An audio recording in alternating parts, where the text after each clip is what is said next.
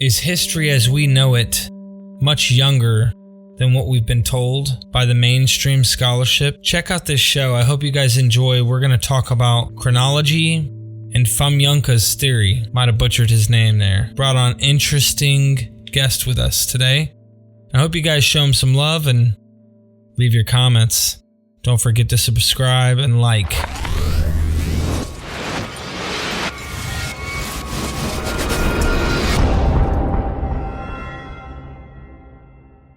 We are Myth Vision.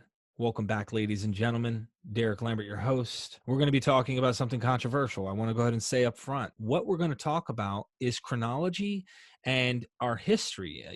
The timeline of what we've been told is the standard understanding of what we're supposed to believe when things happen, based off of the Roman model. And I'm not going to steal your thunder because there's going to be some interesting things here, but we have a guest with us, Stephen Sorenson. Am I pronouncing that correct, brother? Sorensen. See, the person's name that he's going to talk about, I'm not even going to attempt to pronounce. But Stephen, talk a little bit about what you're going to talk about and what led you into this. So what we're going to be talking about tonight is Fomenko's new chronology. And it's a theory that basically argues that the dawn of human civilization was about 1,000 years ago.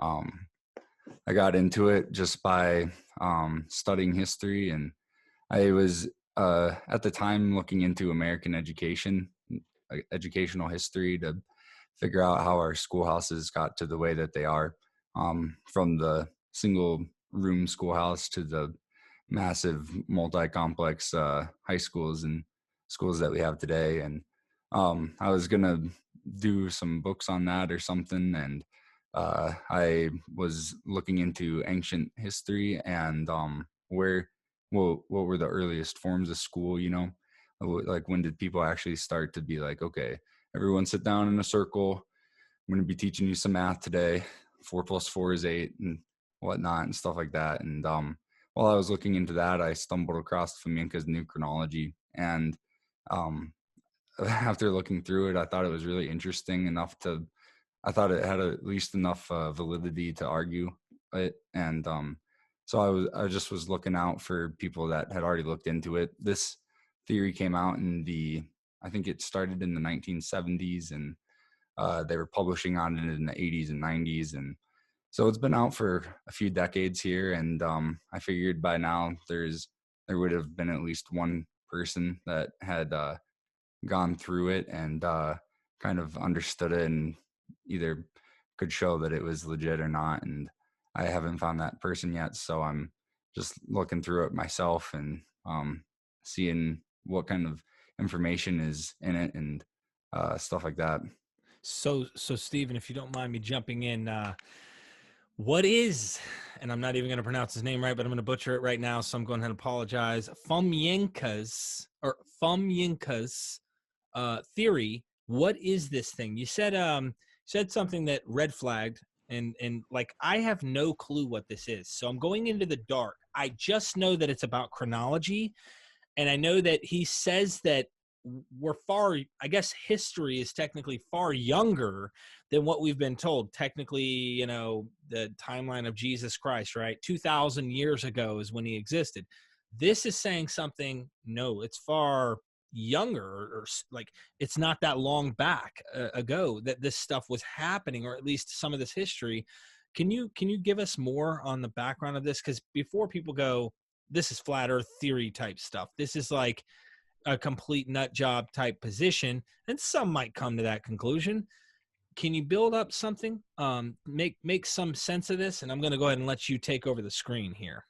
Yeah. So what had happened was a NASA physicist, Robert Russell Newton, was studying eclipses, and he found that the eclipse dates didn't match up with the calculated dates. And so what this led to Newton's discovery was that this is the official narrative that has taken the leading theory, is that the rotation, or the rotation of the Earth, slows down or speeds up at different times, and due to that, the eclipse dates are a little bit off. Now the dates have been reconciled. So if you download a star program for celestial objects, I have a Redshift Pro on my phone. You can put in the date that you want to see. So say you want to go and see what the planets looked like in 200 BC on August 15th. You can put in those coordinates. Those are all based off of the calculations that were created after Newton had figured out the uh, issues with the rotation of the Earth, I think is what it was, something like that. So it's based off of astronomy, not flat Earth stuff. But even if the Earth was flat, I would imagine there'd be a way to accommodate for the observations that we make. But no, this is based off of a globe Earth, and it makes use of spherical astronomy to be able to figure out where the planets are. So when Fomenko got his hands into this, he was analyzing the dates of these eclipses, and what he discovered was that the descriptions of the eclipses in the historical records could be accounted for in more recent dates, and that when they're accounted for in the more recent dates, that the rotation of the Earth, it doesn't have any weird fluctuations that need to be accounted for and put into the program. So the new chronology has a new lineup for these ancient eclipse dates to be able to see when they could have possibly happened, and all the dates fit into the last around 1100 years. So that was kind of where Fomenko had started, was the analyzing of the eclipses. Then beyond that, he has used spherical astronomy to analyze zodiacs, such as the ones in the tomb of Ramses IV and Ramses VI. They both have zodiacs in their tombs that show where the planets are at a certain time. And based on spherical astronomy, that's the practice that helps us figure out where the planets would be at any given date for where you are on the globe. So say you're in Italy, you're in Rome, you're looking up at the stars in the sky, given that there's not a whole lot of light pollution, maybe you're using a telescope, you can see where the planets would be at that time. And so if you were to fix the planets into a certain spot, there's only so many dates that those planets would be in that spot based on the calculations. And based off, there's like, in the new chronology, they've analyzed over, I think, 50 different zodiacs, historical zodiacs that record the position of the planets. And all of these 50 zodiacs, they line up really perfectly with the eclipse dates and with all the other research that they've done. So that's kind of interesting to look into. Another part of the new chronology is a textual analysis. It's, I think, probably in the subgenre of historical comparison or comparative history. And this is a comparison of there's a few different ways that they compared things. They did a analysis of the lengths of the rules of kings.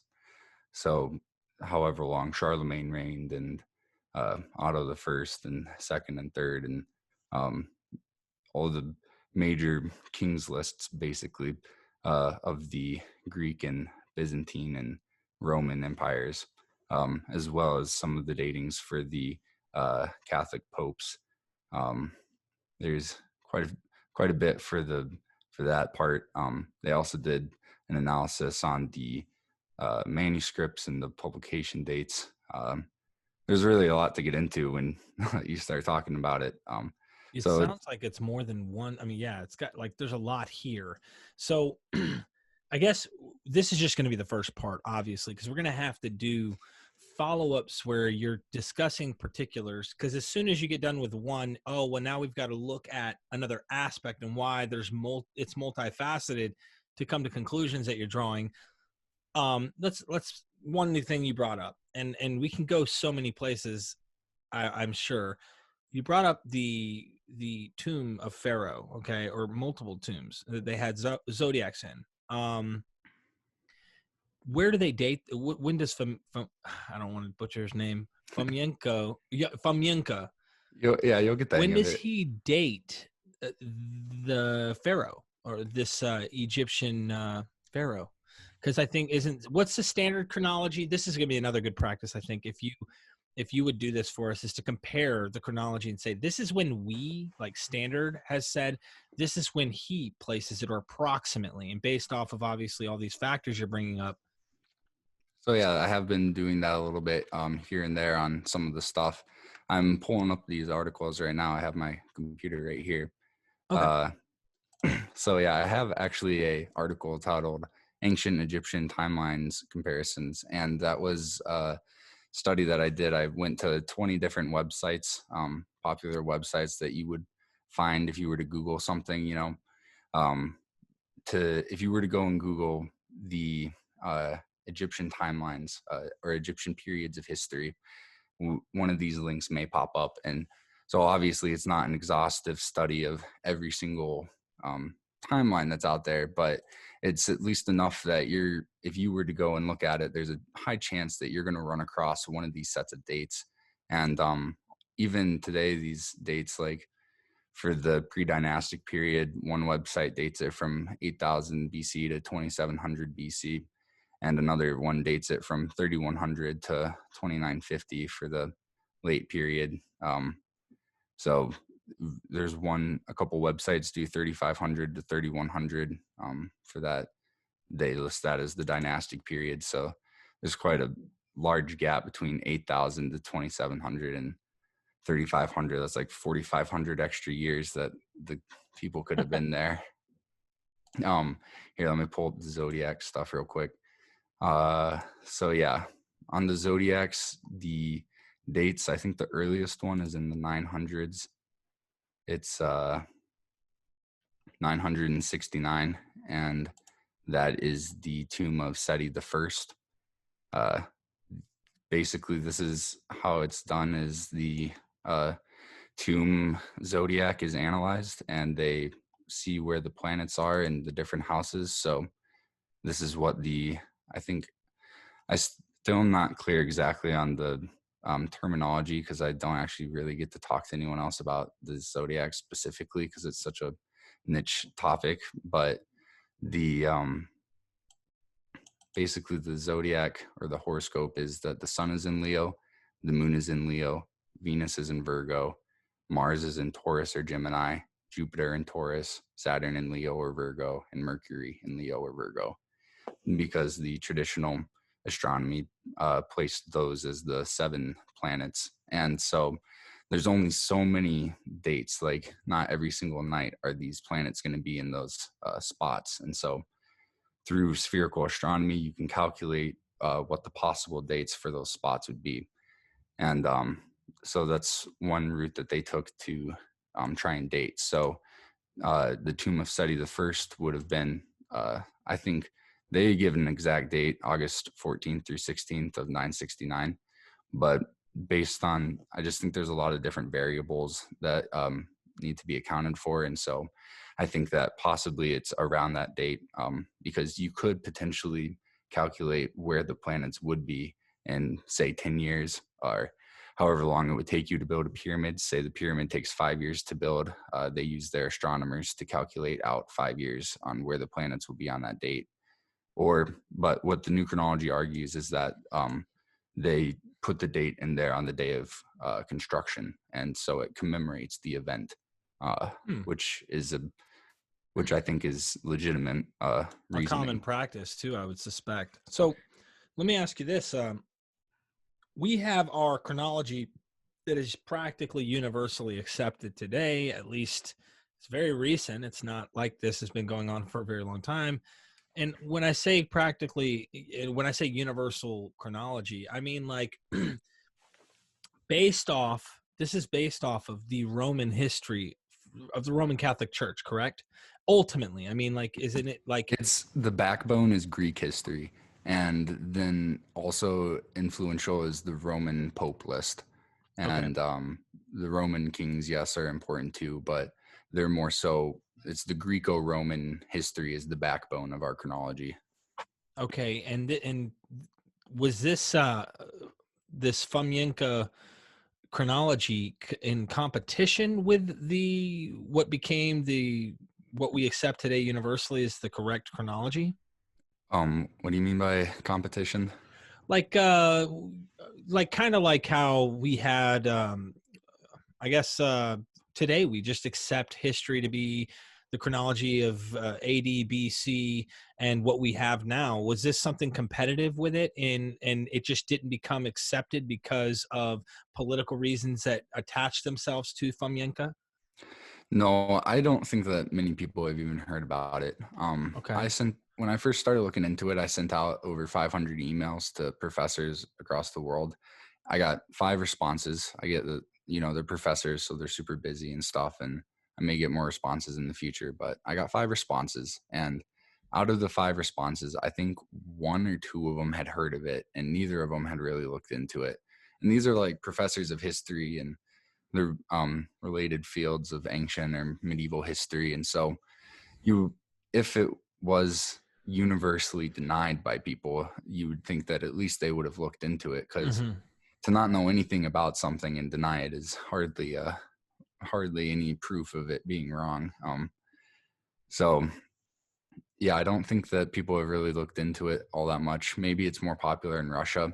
Honestly, there's not a whole lot of people that speak English that look into it, or that are really qualified to be able to verify any of it. So it'd be interesting to get some experts to put their minds towards it, at least maybe even just for a couple of weeks, to dig into something to check it out. But Well, I'm new. Like I really have no clue how to begin really to figure out. I mean, you mentioned sorry, the zodiac and yeah, astrology. No, astronomy, right? it's a little bit of both. Yeah. Okay, It's so yeah. it's taking ancient writings that we know are old, um, and it's trying to figure out based off of things that are written as observed in them and dealing with stars and constellations and things that would only take place based off of the geometry you're describing here.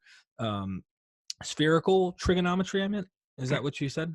Yeah, it's spherical astronomy, but Okay. it's dependent on spherical trigonometry, which is fundamentally based on spherical geometry. Okay, this is interesting. Anyone who's watching this, if you have any idea about this, comment your thoughts because Steven's going to be looking. But Steven, give me some more. Give me some more. Um, just tell me more about it. Tell me more about this because I am left in the dark here. I'm going to give you the full screen again. So yeah, I've got quite a few of these zodiacs listed so far with their planetary positions. You were wondering like when are some of these pyramids built? I think the Sphinx, the common theory is that it was built around like 3,500 years ago, and the Great Pyramid of Giza was around then too. I haven't looked into my Egyptian history for a minute, so if I'm wrong, you got to cut me some slack here. But I'm pretty sure the pyramids are considered to be in between like 2,000 to 4,000 years old, or give or take a little bit here and there. But so that's the traditional view. With newer datings, I think that people are pushing back the dates. They think that possibly there were pyramids 6,000 to 10,000 years ago.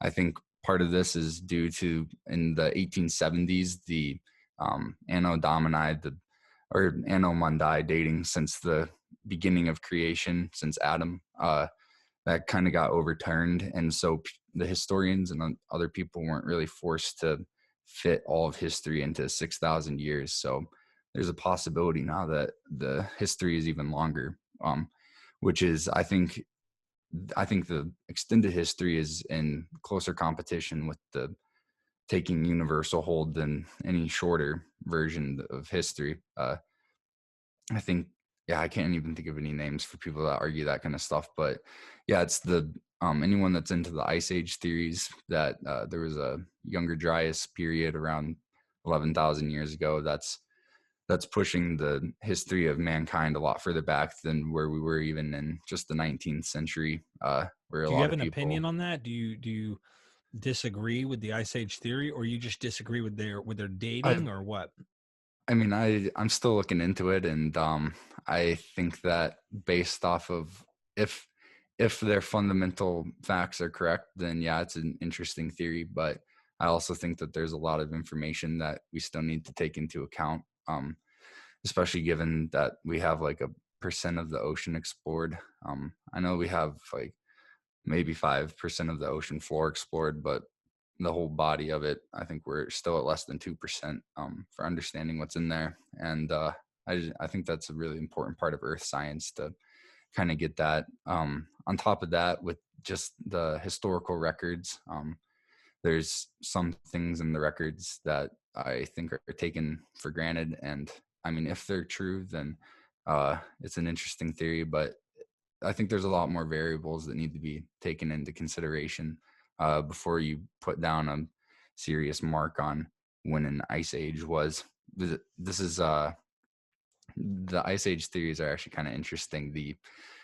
The traditional view for a little while in the Renaissance and leading up to the 1870s was, I think that this, I might butcher this, but it's either that it was held that the earth started out as like a molten ball of lava and it's been consistently cooling down since then, or it started out as ice. And I think it was the molten ball of lava cooling first, because the ice ages thing for the now it's considered that it started out super super cold and it's been warming up ever since. And um I think that potentially maybe it's explained a little bit just by reactionaries, and people were like, oh yeah, no, it's not a molten ball of lava cooling down, it's a block of ice that's warming up and stuff like that. And it got overturned pretty quick. But um i could I could get more educated on that to speak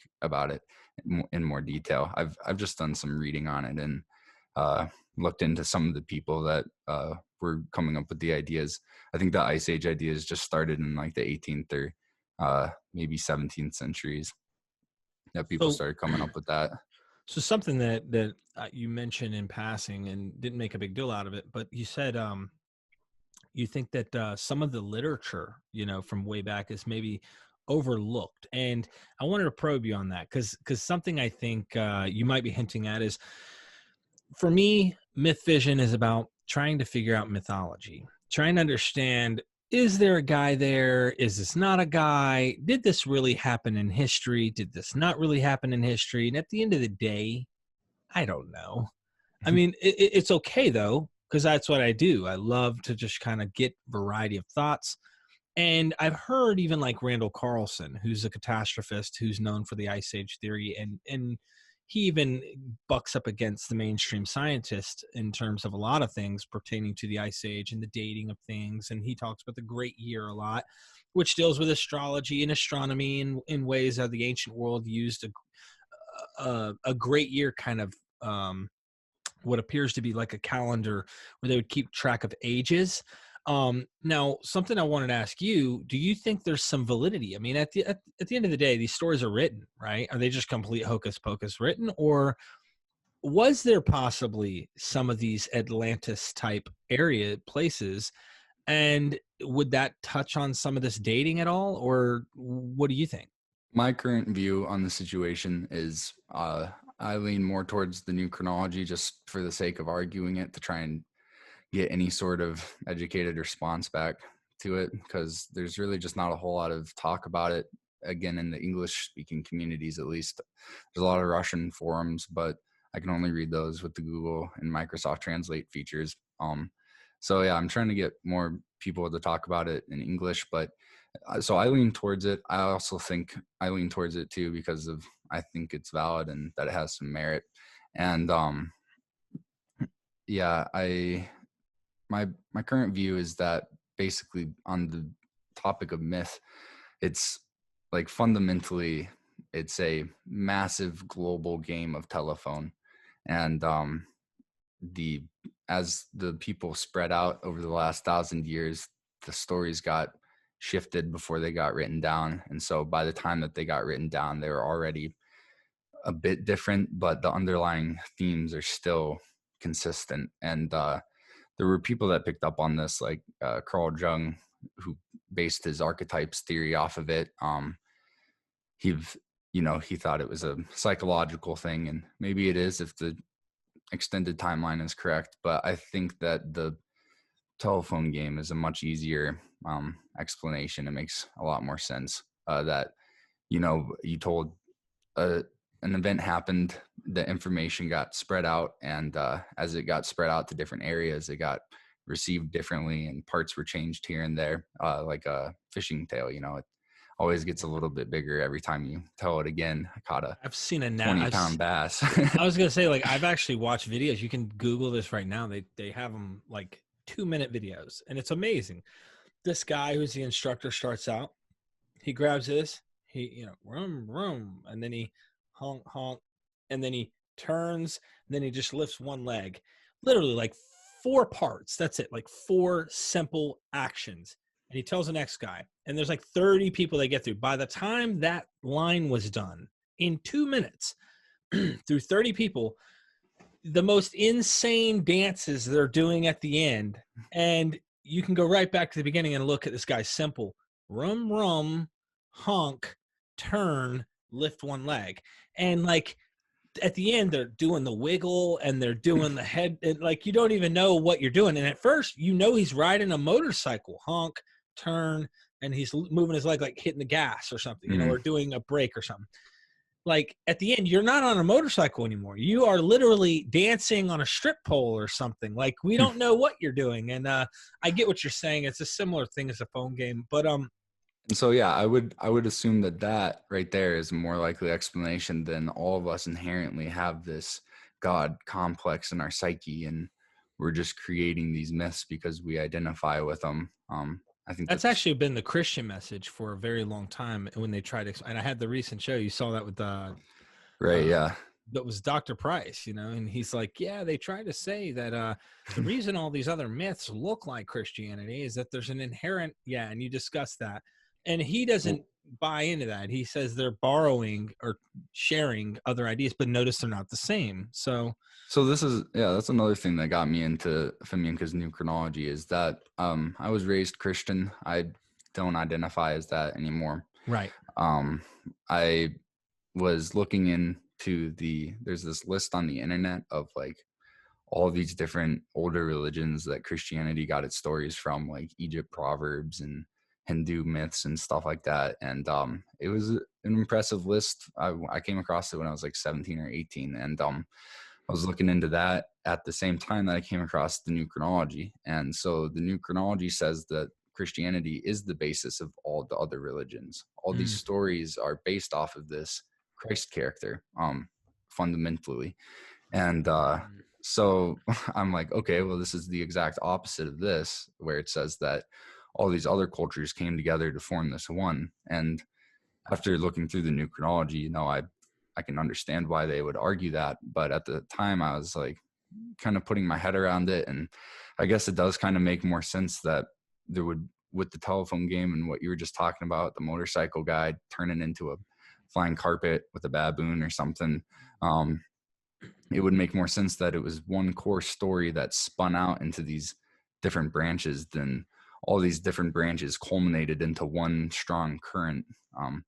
Well, it kind of reminds me of the Tower of Babel, so to speak. I mean, honestly, like they had one language or one story, so to speak. And next thing you know, there's all these other languages. There's all these other things. Yeah, and the new chronology, the Tower of Babel is considered to be a story about the empire and the rise and fall, and how when it was created, the Tower of Babel is supposedly one of the greatest architectural, engineering, and scientific, artistic, humanistic buildings of all time. They built it extremely massive. They decorated all the walls and halls with the greatest art and furniture and stuff like that, supposedly, from the records. But this would, in the new chronology, it's that they built this magnificent kingdom and it fell apart, and the languages started crumbling and nobody could understand each other, and it just grew so rapidly, and God smited them because the common people were trying to become like the royal people.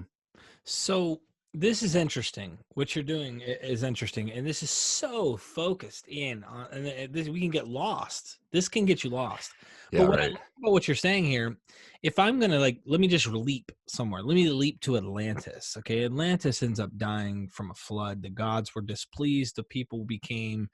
They didn't follow the morals of the gods, et cetera, et cetera. Flood, boom, overnight, bam. This similar flood theme plays its part in a variety of different stories. I'll just call them that for the sake of argument with people who might actually hold to these stories.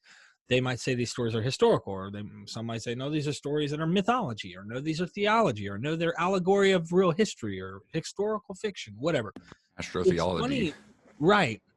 And I think there's aspects of all of this stuff in it. I really do. I don't think it's one thing, but it's complex. And what you said, it just kind of makes me think of how maybe there was an overarching kind of story that did get passed around, and it got jumbled by different cultures in different areas who may have experienced different things and told these stories and passed these stories on to different, in different ways. And now it's almost reminds me that it's the same type of bone structure, so to speak, as the other stories. And that's what, like, I deal with a lot of people today who come on the show who are speaking about,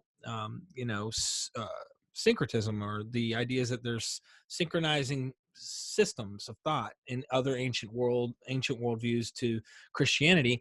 And we have people who are historicists who say, no, nice try. Jesus is not a parallel to Osiris, or Jesus is not a parallel to a dying, rising God, et cetera, et cetera. And they're out there. I'm going to be hosting one here shortly. But at the end of the day, is that really the case? Or is it, like, by what standards are they not paralleled or compared? Do they have to be identical for you to say there's parallel? I got called a Fruit Loop for thinking Joseph and Jesus are parallel, and like the depth at which we went into this story. You're a Fruit Loop, dude. What are you doing? No, that's too much over. You're over parallel.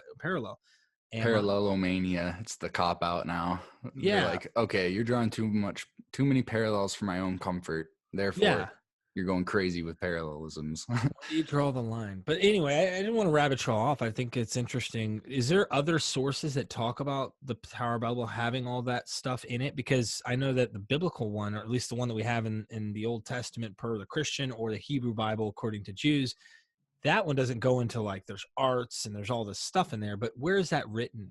Is there I'll some? have to look into that again. That's stuff that I haven't looked into for a few years here. Okay, and it might be Jewish. There might be some type of Jewish rabbis who's espoused, or someone mentioning that may not be the biblical source itself. But Like you yeah, said, you can really magnify into some topics here, and there's only so much time in the day to get through it. So there's some areas that I really have dug into, and I feel like I've gotten as far as I can, as far as like analyzing what's out there and understanding it. But the Tower of Babel is not one of those areas of that right. I'd I feel like always an do expert this in. to you. I do this every time we find something and we get lost into it. So, all right, take us back. Let's ground real quick because I know your time is limited. Let's focus on this theory, okay? And that human history, as we know it, going back to the Egyptians and all, has actually, according to the new chronology, taken place within the last 1,000 years. It's not 3,000. It's not 4,000. It's not 5. It's not Yeah. 8. Based off the building structures, everything that we see, these things that are 3,500 years old or 5,000 years old, supposedly, it's all within So 1,000 years. So yeah, if you want to get into real specifics here, Jesus Christ, the character that the biblical Jesus is based on, was born 867 years ago. So we're in 867 AD. Hmm. Um, and prior to that, we almost have no records of what happened. It was really one of the first major events that went down and got recorded and spread throughout the empire.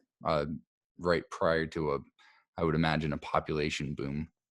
Okay, question. Because everything we're the new chronology is going to create, criticisms and questions. I think it should create more questions, and get some scholars. So if you're somebody watching the show and you know someone who's a professional in this field that may be willing to join on the show to discuss these things, please do reach out. Okay. I'm going to make sure my email's down in the description. Stephen also is reachable. I would say educate yourself on this, because I'm not going to argue or debate it. I don't know it. I don't know it well enough. But I do want to ask you a question. Does the astrological and the astronomy chronology concept that they bring, does that bring more weight than carbon dating and stuff? Are they saying that, look, there are zodiacs, there are things like astronomical that they're basing the timeline off of? Because I mean, that stuff, though it moves, it's kind of fixed, if you know what I mean. So they can date using that with pretty good accuracy, I suspect. Whereas carbon dating is kind of, it can be hit or miss. Is that how? What is it outweighing the carbon dating concept? Like, we have supposedly 4th century or 3rd, even 12 2nd century fragments supposedly of New Testament, right? I know you probably haven't probed too deep on what the new chronology dates these texts, so to speak.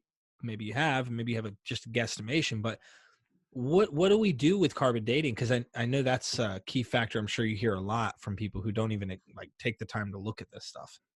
Yeah. Carbon dating is interesting. It's another one of those things that is, they say it's an independent dating method, right? It's not, I wouldn't call it independent, because it's dependent on mathematics to calculate these dates, and it's dependent on historical records to understand how long the half-life is on the carbon. So what happened was, with radiocarbon dating, they used dates of known objects to calibrate the. So yeah, this is what happened. Based off of the fixed chronology, so to speak. So yeah, it was, I don't know how many, I haven't even been able to find the fundamental publication on it. I imagine it's in a library somewhere, but it's not published online anywhere for people to be able to go in and say, okay, well, what did they use to figure out what the half-life was here? And the two main things that are often reported are that they used bread from Pompeii and cloth from an Egyptian mummy, or I think it's the cloth from the Egyptian mummy. So, but the bread from Pompeii is one of the big ones. So they say for sure, Pompeii got destroyed in 79 AD. And based on that, you can figure out kind of how much the C14 has decayed. But yeah, I haven't dug into the terminology for the carbon stuff. I've looked into kind of how it's set up mathematically and based on the dating systems. So originally it was based on that. And then with more developments, they were able to create a calibrated date. But I have an Instagram. I post quotes from stuff that I read. I got 3 really good ones on radiocarbon dating. And one of them talks about how the calibrated dates are considered to be more accurate, but scholarly communities disregard them to keep chronologies consistent. And so regardless of the radiocarbon dating that they do, they ignore it anyways to still say, yeah, no, this is definitely right. That date was just wrong. The test was off. So you're like me. You're a lot like me in the sense that there may be a historical Jesus, but there are certain things that you're going, hey guys, why is this question not that important to you? Oh no, we just based it off this methodology. This is why we presuppose there's a historical Jesus, because we know other people have cognitive dissonance. They experience seeing dead people rise from the dead, or they experience dead people that are recent relatives or close to them, which I just recently did a show on the explanation of how a risen Lord could even be the case for Jesus Messiah, and then they'd worship him, etc. And he became into a divine. Same with Bart Ehrman kind of concepts. And anyway, I'm like, the question doesn't matter. We already know he existed. It's like, but no, you don't know that with certainty. So dealing with what you're talking about with the chronology, I'd like to dig deep and make sense of this for someone like me who's not able to really wrap my head around it fully. But what does it do to you when you listen to my show and I'll say stuff like, okay, in 63 AD or 64 AD, when the war with, when the Jews went and attacked the two legions of Rome, and then in 70, when the war began, and then in 73, do you just kind of like disregard those things that are commonly discussed as if the chronology is correct, and you just say, hey, but we're focusing in on what the literature is saying. I'll disregard the chronology right now, focus in on what the literature says, and then you reinterpret that later somehow, trying to figure out when, or what's your head do? Because you've got a unique way of looking at things. Yeah, so I try to be familiar with different people's arguments, and so now I really have to kind of talk to people and ask them questions about what they personally believe, because from person to person I could get a whole bunch of different responses. Like I was talking about with the timeline comparison thing that I did. If I talk to Joe, he's going to tell me 4,500 years ago this thing happened, and if I talk to Jenny, she's going to tell me 3,500 years ago it happened, and I'm going to be left to reconcile between the two of where's this extra 1,000 years come from. And your new chronology is saying everything's happened within the past 1,000 years. So what the heck has been going on in that 1,000 years from 3,500 to 4,500? That's a So long yeah, time. when I'm listening to your show, you talk a lot about the historical Jesus or the mythological Jesus, the Right. character Jesus, and the people and events that are related to him, and how can we even be sure that there was a Jesus character and stuff like that. Right. A lot of textual criticism and historicism.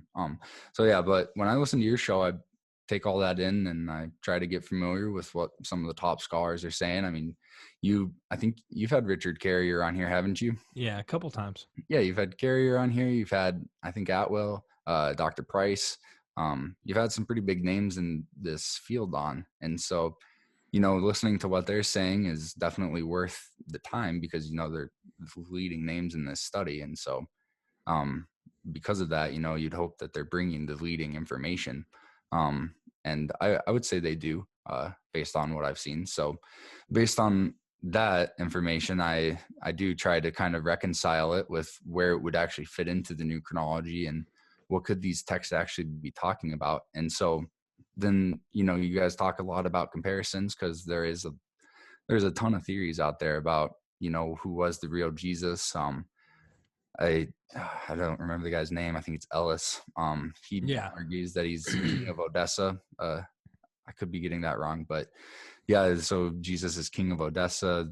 You were talking about having Berman on. I think he argues that Jesus was someone else, right? He has actually come to the conclusion that it's kind of a Frankenstein, but that it's based off of King Bazus, the father of the son, whereas Ralph Ellis thinks it's actually King Bazus, the king's son, who's actually Jesus, but he actually thinks he is Jesus. I think Jacob actually says the gospel narrative that takes place under Pontius Pilate, they based him in the 30s as King Bazus, based it off of him. So dude, all of this is speculative, by the way. It's just based off things like he'll say the names sound very much alike. They both had a similar pro-Roman aspect about them, et cetera, et cetera. It's all circumstantial, but it's trying to make sense of it's chicken shit and making a chicken pie, So the new chronology, based on what you just said, it would fall in line that Fomenko argues that the biblical Jesus Christ is based upon the most accurate secular records that we have are the Andronicus Komnenos and Andrei Bogolyubsky, I think is his name. And those are the two primary chronicles that we have of an accurate rendering of what happened to this dude that gave way to all the stories about Christ and Commodus and Socrates and players like that. Those of you watching, okay, history took place all within the past 1,000 years, practically, okay, give or take. Think about that. If we've been told 2,000 years ago is when Jesus came on the scene, we still got 1,500 at least years to start talking about Egypt, to go back. That's 3,500 years. If this new chronology is saying it all happened within the past 1,000, that's something to look in. I mean, you can scoff and mock at it, but it's something I think is worth looking at, to at least challenge it. And I like your position, Stephen, because at least you're saying, hey, I'm going to ride it till I can see, the holes in the armor, and I want to see it fail, but under strict scrutiny. I want to see scholars come at this thing and disassemble it and stand firm on the chronology we have right now, or make at least a strong case for why that one's absolutely, not the case. You're like me, man, underdog, so to speak, but you have your reasons. I'm not saying you're just picking it because it's the underdog position. I'm saying you have your reasons. I would love to see you be challenged on it by someone who's educated in this field to at least help you with your search, because I don't have that same ambition right now. But then again, I haven't actually studied the theory.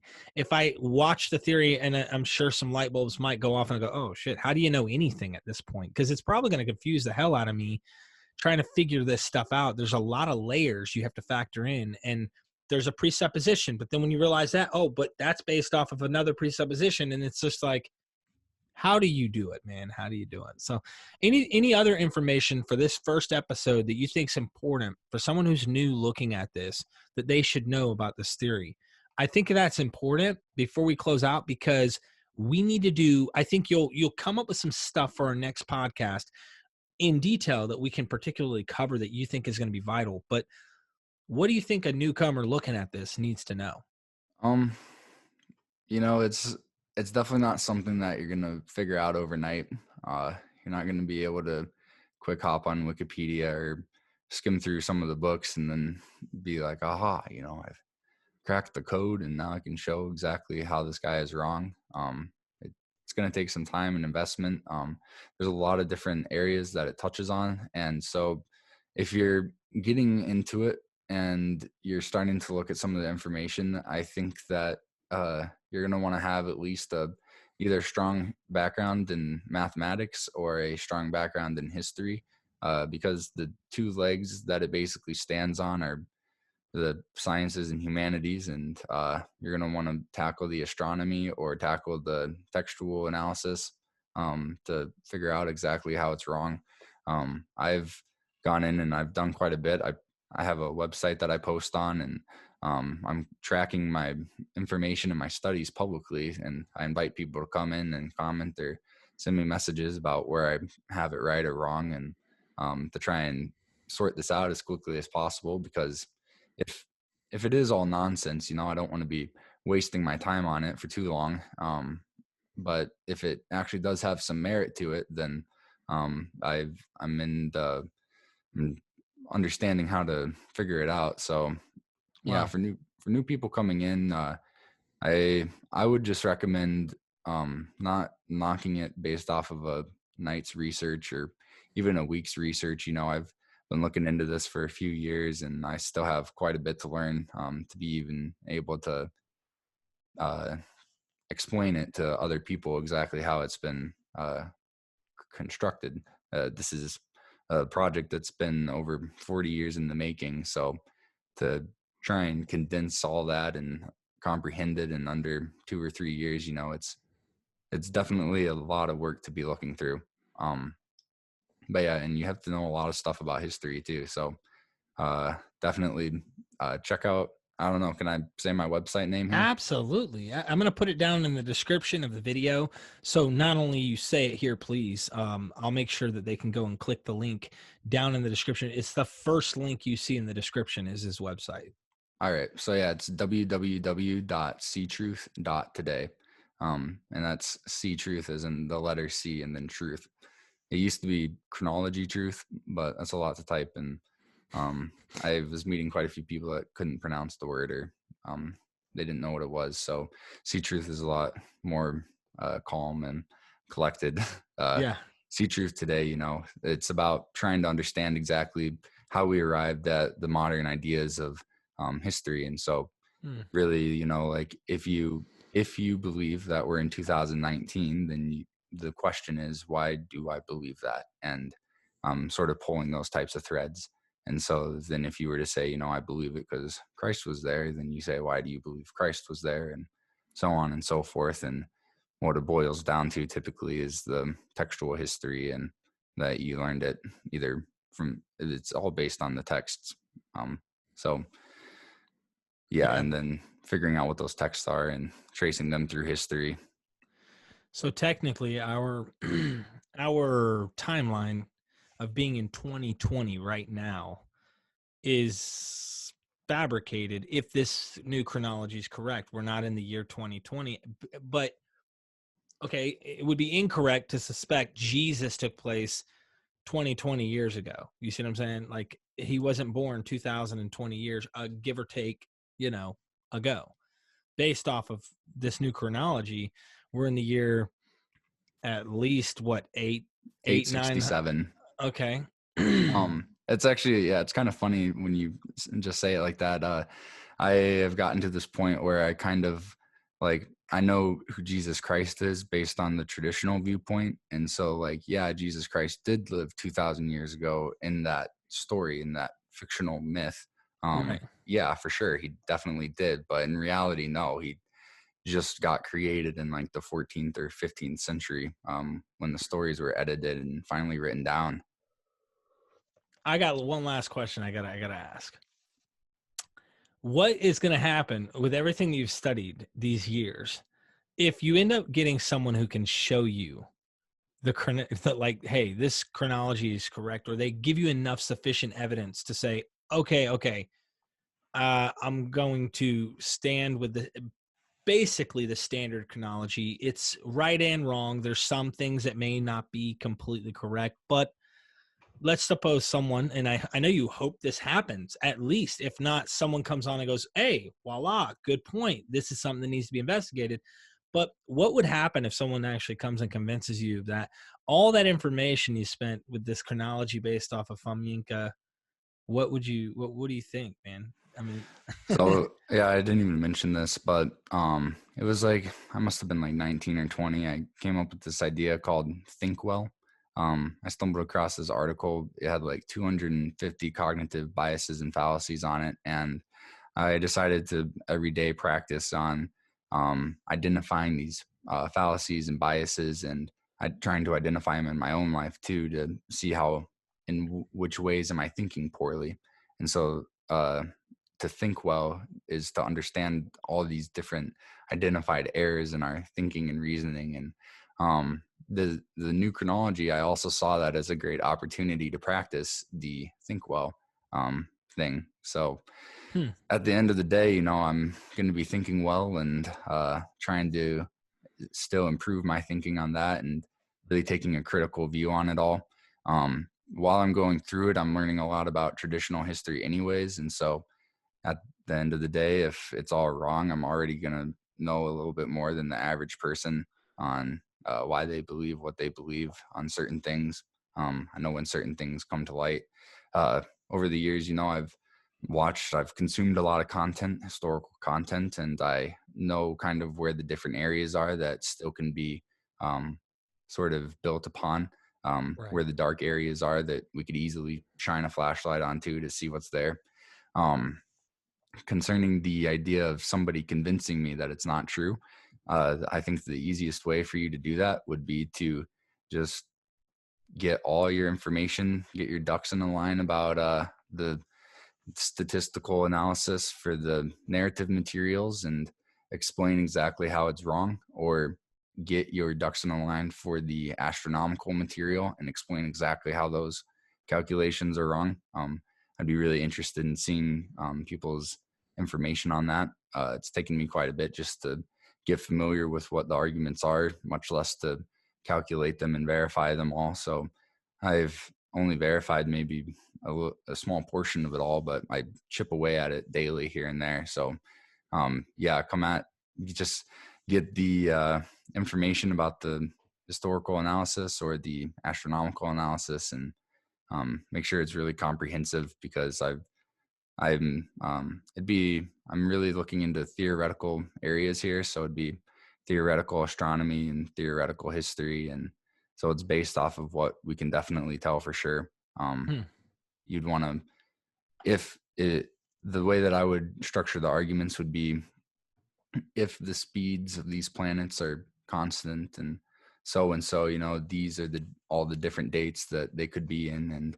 And then, if the Earth's rotation does change, if it slows down at certain points, this is where all the planets would be. And that's one thing that's why I'm brushing up on my trigonometry skills, is because all of the apps out there are based on NASA and the European Space Agency, and they're all based on the given that the Earth's rotation does change. And so it's hard to verify with their information, because their information is tainted in a sense by the um, the assumption that, yeah, the Earth changes rotation, and we know this because of the historical records. Oh, wow. Okay. Once again, another presupposition to making your point. But then again, I'm not educated to make that type of pro or con against it. And I like where you're at with this. So technically, someone come on. Yeah, right. Someone bring it, and someone who understands this more. Stephen's asking for someone to, not come and attack, but man, come and help him out. If you've already Even traversed if it's this attack, I path, don't care. you're at the point you're like, yell at me, If it please yell at has, me. if it's valid information, I don't really care how you present it, as long as it's valid and comprehensive. Okay. Otherwise, if you present it politely, I'll probably think of you in a different light than if you were to Obviously. be abrasive about it. But yeah, so really it's just going to take math. It's, I didn't really, going into this, I didn't realize how much math was involved in history. History itself is dependent on applied mathematics. Fundamentally, it's dependent on applied mathematics. And it's because history is based on chronology, and chronology is based on applied mathematics. And so without applied mathematics, all you have is a hat full of facts that could be splattered anywhere. So without math and a really comprehensive understanding of that, I just don't think that it's possible for a person to be able to argue against this. So I've been spending a lot of time on math, and I was doing math just for fun the other morning, and my girlfriend was laughing because, she's like, I would never do this for fun. And here you Right. are. Well, I gotta say, good luck, because I hope someone comes on that's interested in these things, and at least hopefully someone's traversed this path before. But I will speak on your character here for a second, that you've always been kind. You've always been open-minded. It appears to me you're interested in hearing, no matter what side it is, no matter where it's coming from. If it sounds interesting, you're willing to hear it out. And so I'm going to ask my audience, if you know someone, please, let's get this out there. Put it out there. Share it with someone that you know. Who's the astrophysicist? Do you know? Who's someone that might have a level of brilliance that can understand these things, and get this information to them. Let them check it out, please. I'm asking you because I would like to have you find that, what you need, and say, I why think is that everything based off this? I think I probably already know the person that's going to convince me, if I'm going to be convinced, and it's going to be me, because there's just nobody that's really looking into this. So I think that probably before any expert gets their hands on it, I've already become a established expert on the topic, and either I'll be even more for it or more against it. But What do I you don't know. think? It's a flip a coin, of course. Do you think at the end of the day, both of them might be wrong? Do you think at I the end could of the see that. day, you're like, okay, we got it wrong. The traditional view is wrong, but this new chronology is also wrong. Yeah, I could see that. There is a lot in the new chronology Okay. that would make me suspect that, if anything, this new chronology is way more accurate than the other one. Wow. There's That just boggles me to say that, there's this one thing that, this is a really strong point, and I've I've only had one or two rebuttals to it, and basically it's either that it's okay. So yeah, I'll just explain this to you real quick. Okay. There's a map that was produced not by their team, but by somebody that they had found, or something. I can't remember the guy's name, but basically what he found was that the capitals of Europe. So I think, all those capitals are based on major cities from the past. All of these capitals are based on the major cities, and they span out in concentric circles from Vladimir, Russia.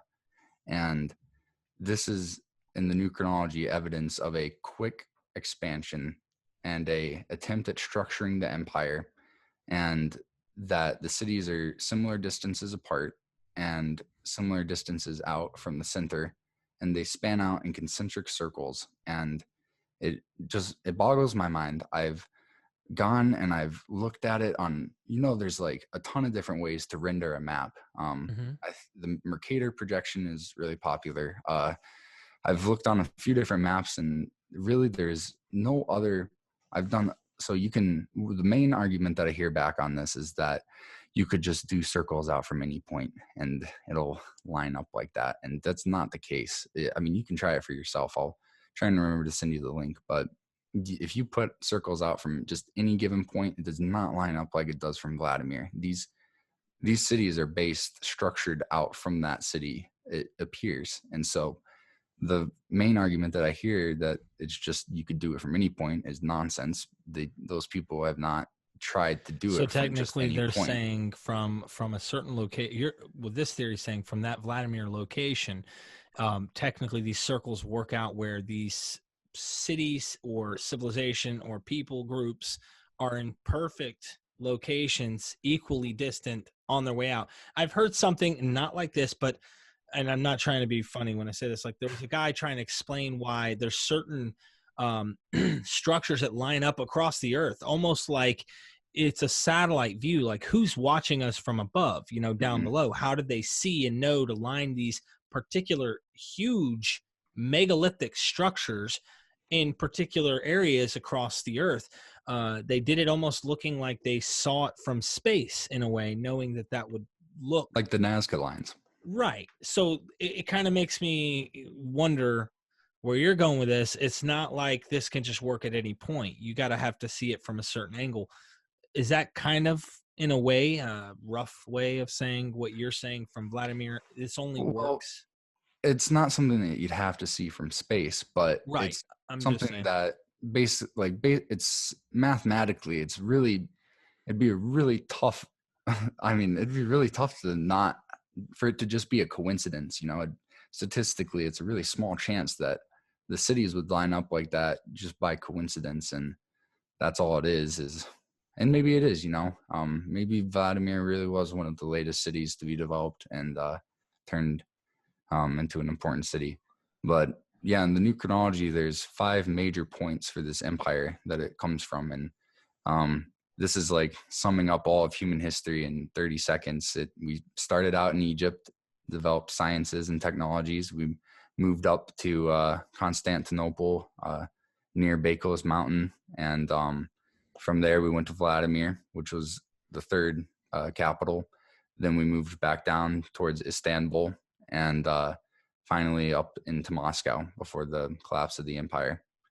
And this is why Moscow is sometimes called the third Rome, is because in the traditional history, some people would count the Rome in Italy as the first one, Istanbul as the second one, and Moscow as the third. But in the new chronology, Egypt is identified as the first. The capital outside of Beykoz Mountain is identified as the second, which is where Christ is born outside of. And then Vladimir is identified as the third. And then the fourth one moves back down to, it's when Christianity becomes declared as the state religion. The common people defeat the royals in a battle, and so they move it back to commemorate their savior. This is the 323. I can't remember the date off the top of my head, but that's what that is about in the traditional history. Is I think Constantine ushers it in. But so yeah, in the new chronology, it's in the, I think 1390 is when the fight is. So 14th century is when they're back down in there. But yeah, it's interesting stuff. Very interesting and different. Never really dug into this kind of stuff before, Stephen. So I really appreciate you bringing this on. We've got to do more. What I would ask of you on our next podcast, if possible, not only put some material together that you want to share, but try and think of a way of sharing it, which is very complicated to do, where someone dumb like me can chew on it and get it. I grabbed what you said, but I definitely, it's very complicated. I'm not convinced is what I'm trying to get at. Like, I mean, I'm not saying that it's not a possibility. I don't know. I want you to try and like convince me, so to speak, like try to, but Yeah, I can do that. it would take research, of course, on my end to really buy into anything, but like, pretend, you're able to try and tell me facts and base it off of those and make a case for what you're saying. So would that Yeah, be something you think? we'll dive into something specific on the next show. We'll have a really specific topic that we can zoom into. We could even do Josephus if you wanted to. Whatever you want. Yeah. But yeah, I can pick something up. I did start putting together some stuff on Josephus just because I was watching your show, and he's Yeah. one of the main sources, for extra biblical reports on Jesus. Well, he's supposedly, the number one historian, or at least definitely Jewish historian in the first century. And that's first century. But Right. is it really the first century? What is the first century? Is the first century 900 years ago? You see what I mean?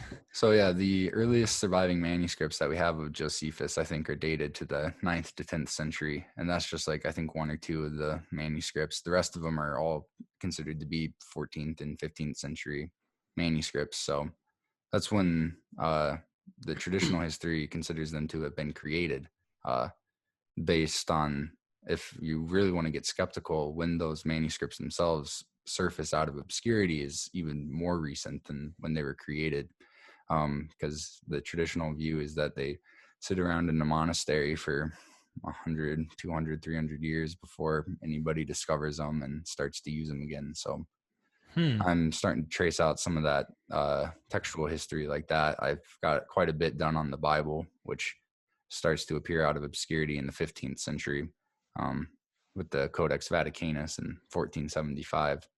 And so, yeah, it's kind of interesting stuff. You have to look into that. I like centering it around Christianity, because obviously this is the Greco-Roman backbone of all this stuff is what we're dealing with. But I'd like to do whatever's focused and centered around this. It's the topic a lot of times I bring on Myth Vision. So yeah, let's do it. Bring it. Yeah, we'll get into it. Okay. Well, I appreciate you joining me, brother. Yeah, thanks for having me on. Website is C-Truth, www.c, the letter C, truth, dot, or is it C-Truth? Yeah, C-Truth. Dot today. Okay. Awesome, man. I appreciate you joining me, man, here at Myth Vision. And like, ladies and gentlemen, I know this is something you probably never heard of. Leave your comments down below, something to investigate, look into it. If you're smart enough to do that kind of stuff on this level, please help them out. And how can they get a hold of you, Stephen, other than the website, or is that the best way to get a hold of you?